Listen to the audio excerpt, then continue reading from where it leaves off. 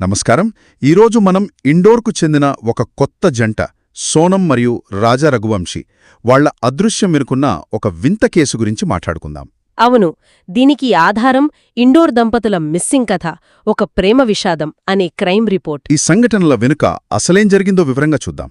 కథలో అసలు నాటకీయత మొదలైందెక్కడంటే జూన్ 4వ తేదీ తెల్లవారుజామున 2 గంటలకు ఘాజీపూర్ దగ్గర కాశీ చాయ్ జైకా ధాబా అంట. అవునా? అక్కడేం జరిగింది? అక్కడికి సోనం అంటే ఆ నవవధువు వచ్చింది. చాలా కంగారుగా ఏడుస్తూ ఉందంట. అయ్యో పాపం. ఆ ధాబా యజమాని ఫోన్ అడిగి వాళ్ల అన్నయ్య గోవింద్కు ఫోన్ చేసింది. నేను ఘాజీపూర్లో ఉన్నాను, బ్రతికే ఉన్నాను అని చెప్పింది. అంతే. అదొక్కటేనా? ఆ తర్వాత?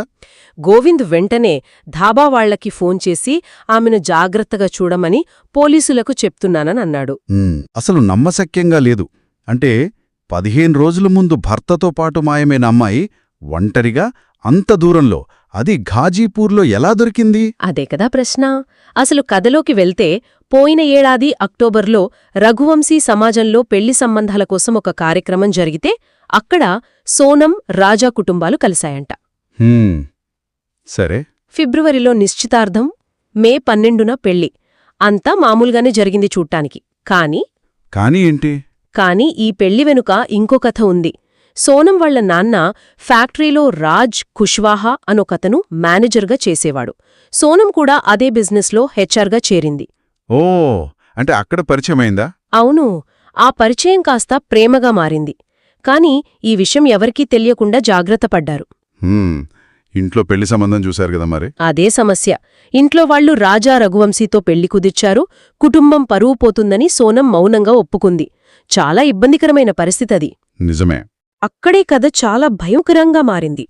సరే, పెళ్లి కానిద్దాం.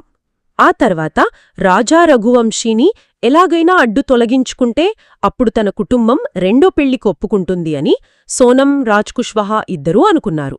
అమ్మో, అంటే భర్తను చంపాలని ప్లాన్ చేశారా? ఇంత దారుణమా? ఎవరు సహాయం చేశారు? అవును, రాజ్ కుష్వాహా తన 3 స్నేహితులు విశాల్ చౌహాన్, ఆకాష్, ఆనందుల సహాయం తీసుకున్నాడు. హత్య ఎక్కడా, ఎలా చేయాలి అని ఆలోచించాడు. జ్యోతిష్కుడు హనీమూన్కి వెళ్లొద్దని చెప్పినా సోనం, రాజ్ వేరే ప్లాన్ వేశారు. ఏం ప్లాన్ అది? నగరం నుంచి దూరంగా, ఎక్కడైతే హత్య వార్త కూడా వెంటనే తెలియదో అలాంటి చోటికి వెళ్ళాలి అనుకున్నారు. మేఘాలయాన్ని ఎంచుకున్నారు. మేఘాలయానా? అవును. రాజా మొదట వద్దన్నాడంట.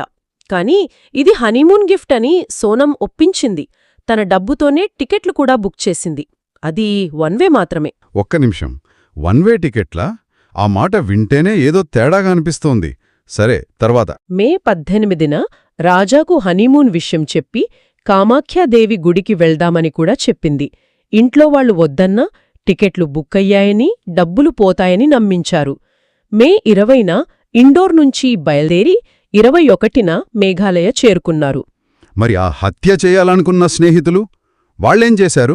రాజ్ కుష్వాహా ముందే ఆ 3 స్నేహితులకు 50,000 రూపాయలు, ఒక ఫోన్ ఇచ్చి మే 17 కల్లా రైల్లో మేఘాలయ రమ్మని చెప్పాడు. వాళ్లు మే 19కే అక్కడికే చేరుకున్నారు. ఓహో, అంటే అంతా పక్కా ప్లాన్ ప్రకారం జరిగిందన్నమాట. అవును. సోనం ఎప్పటికప్పుడు వీళ్లకు వాళ్ల లొకేషన్ షేర్ చేస్తూనే ఉంది. అక్కడ లోకల్ గ్యాంగ్ చేసినట్టు కనిపించాలని ఆయుధాలు కూడా అక్కడే కొన్నారంట. ఎంత ప్లాన్డ్గా చేశారు! తర్వాత ట్రెక్కింగ్కు వెళ్ళినట్టున్నారు గదా? అవును. మే 22న ఆల్బర్ట్ పెట్ అనే గైడ్తో ట్రెక్కింగ్కు వెళ్లారు.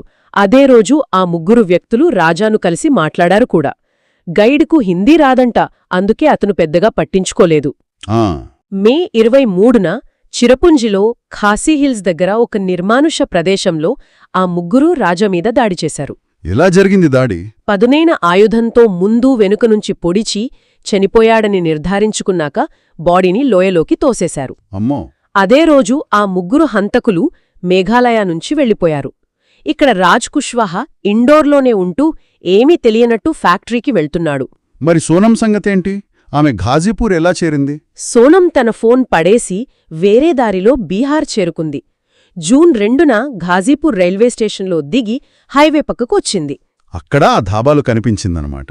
ఇంత క్లిష్టంగా ఉన్న కేసును పోలీసులు ఎలా ఛేదించారు? పోలీసుల ఎంక్వైరీలో ఆ ట్రెక్కింగ్ గైడ్ ఆల్బర్ట్ మే 22న రాజా ముగ్గురు వ్యక్తులతో మాట్లాడటం చూశానని చెప్పాడు. ఓకే. దాంతో సీసీటీవీ ఫుటేజ్, కాల్ రికార్డులు అన్నీ చెక్ చేస్తే ఆ ఏరియాలో యాక్టివ్గా ఉన్న 3 అనుమానాస్పద నంబర్లు దొరికాయి. వాటిలో ఒకటి ఇండోర్కు చెందిన ఆకాష్ రాజ్పూత్ పేరు మీద ఉంది. ఆ ఒక్క నంబర్తోనే మొత్తం కేసు బయటపడిందా? అంతే. ఆ నంబర్తో ఆకాష్ను, అతని ద్వారా విశాల్ను, ఆ తర్వాత రాజ్ కుష్వాహాను పట్టుకున్నారు. అయితే రాజ్ కుష్వాహ దొరికిపోయాడని తెలిసి? అవును. రాజ్ కుష్వాహ వెంటనే సోనంను హెచ్చరించాడు. దాంతో సోనం ఎవరో డ్రగ్స్ ఇచ్చి కిడ్నాప్ చేసి వదిలేశారని ఒక కొత్త కథ అల్లింది. గాజీపూర్లో ప్రత్యక్షమైంది. కాని వాళ్ల నాటకం నిలవలేదు కదా? లేదు.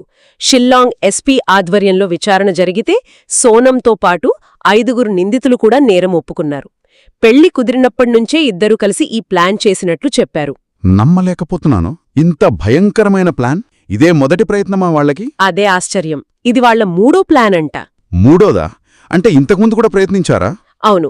మొదటిసారి ఇందోర్ దగ్గర ఒక నది ఒడ్డున స్కూటరు, వస్తువులు వదిలేసి నదిలో కొట్టుకుపోయారని నమ్మించాలని చూశారు.